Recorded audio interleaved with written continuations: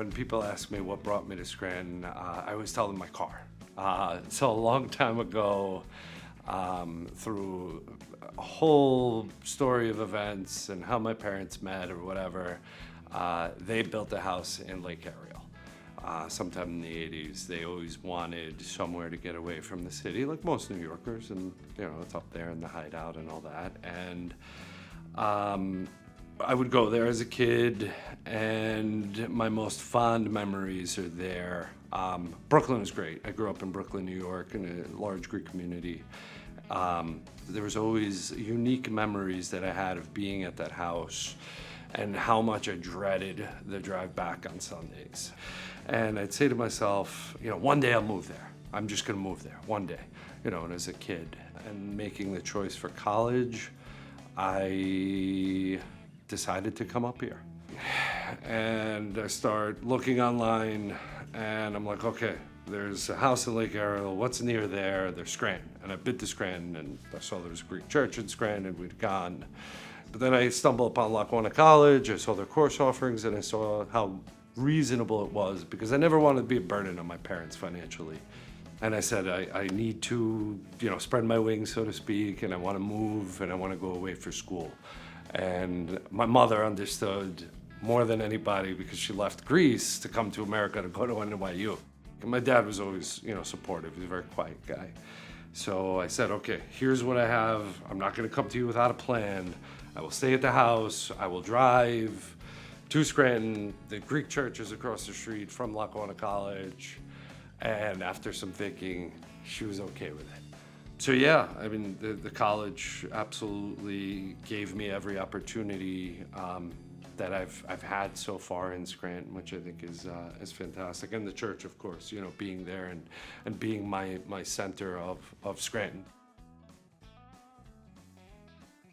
It was the opening night of Star Wars Revenge of the Sith, and I love Star Wars. And while I'm out, going back to the car, I look across the street and I see this big yellow and red building that says Scranton Stove Repair and for sale. And I'm like, oh. I was like, this is cool. I like downtown Scranton. I've spent enough time. Never been really on Penn. So then I kind of inquired. And again, family unit, I talked to my parents about it. I said, listen, I have some money. What do you think? We decide as a family unit that it was a good idea. So I bought the building, kind of sat on it. This was December 5th of 2005. So I graduated the following year, and I got a call to go work international finance. So I kind of moved back to New York for a brief bit, and would come in on the weekends. And then finally, when I got laid off from Citi, I said, okay, I'm coming back. I'm staying in Scranton. Nothing will pull me out of here. And I'd met my business partner, Kurt, and we both had the same ambition, which is great. Any one person could start a business, but it really, takes two people to make it awesome. And we're on our 12th year now, and it has been a fascinating ride. And we like to give back, because our community is our most important thing. If businesses close around us, then what are we? We're going to close too. The biggest challenge, I think, with any small business, there is no work-life balance. It's a delicate dance, trying not to let down your family and trying not to let down your customer. And I'm still figuring it out. I don't know.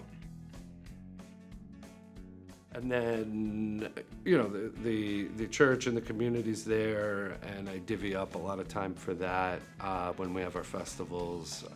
And I will go there, and there's preparation beforehand, but that week, those 2 weeks rather, for Greek Festival, I spend as much time as possible as I can. And again, it's not about the festival. The church isn't comprised of the festival, and it isn't comprised of trying to go every Sunday or not going every Sunday or, at all. But if you have, the religion and the faith in your heart, that's all. I have never experienced anything in my life that compares to Scranton politics. Scranton is proud of Scranton. Scranton loves Scranton. I've never seen a more supportive community for anything and anybody. Your neighbor's cat's sick and you're gonna have that pasta dinner, everyone shows up.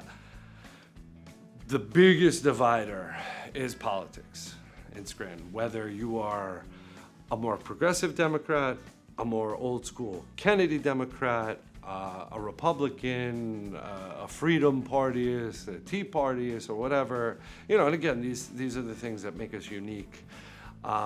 Scranton's politics are off Scranton. The Scranton motto, and not the Electric City, the Scranton motto is, "This is how we've always done it." And it sounds a lot like the definition of insanity is, you do something over and over again expecting a different outcome. And again, it has nothing to do with political party. It's more the characters. I, at one point, I guess it was 2 years ago, wanted to run for city council, wanted to run as an independent, because that's where I live. I live in that middle line. I don't subscribe to this side of the horseshoe, and I don't subscribe to that side of the horseshoe, and the majority of us are here. I've been a registered D, I've been a registered R, and I voted across the aisle because I believe in the person, not their political party.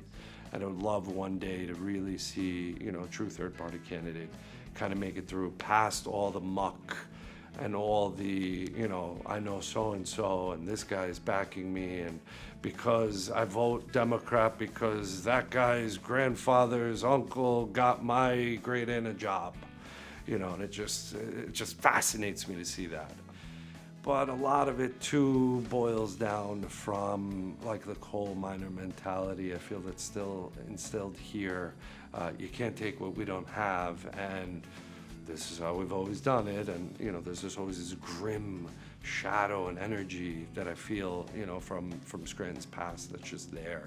So I know there's hope. I know there's light at the end of the tunnel. I feel good things here, and we can do better by listening to what the people actually want and not what outside consultants are telling us. I was born here, although my heritage and love for all things Greek comes from there, and my morals and ethics and all that come from my family and the Greek Orthodox Church and everything. We are in the greatest country in the world. I don't want to hear it. We have more freedom and rights than anywhere else in the world, pretty much. And you can sit and dissect and say, oh, we don't have this thing and we don't have that thing, but there's give and take. I think it is definitely a tumultuous time in the country where the two loudest people on either side of the horseshoe are consistently yelling at us, follow me, follow me, follow me. Where the American people just want fair and equitable things. But we need to get back to humanity. We need to get back to pride. We need to really look at what we have and be comfortable with that. One of the worst moments in my history being alive, September 11th. Wasn't a history book to me. I was in Brooklyn. What was fascinating was after all that death and destruction and devastation, the sense of community and neighborhood and neighborly love there was the next day on September 12th. We need to help our fellow citizens, our fellow Americans, our fellow humans, and build them up instead of tearing them down. But yeah, I think we will get there. America will not destroy itself. Scranton will not destroy itself. We just have to be better stewards, I think, better Americans, and not just constantly cast doubt. Because the grass could be greener on the other side, but it's usually not.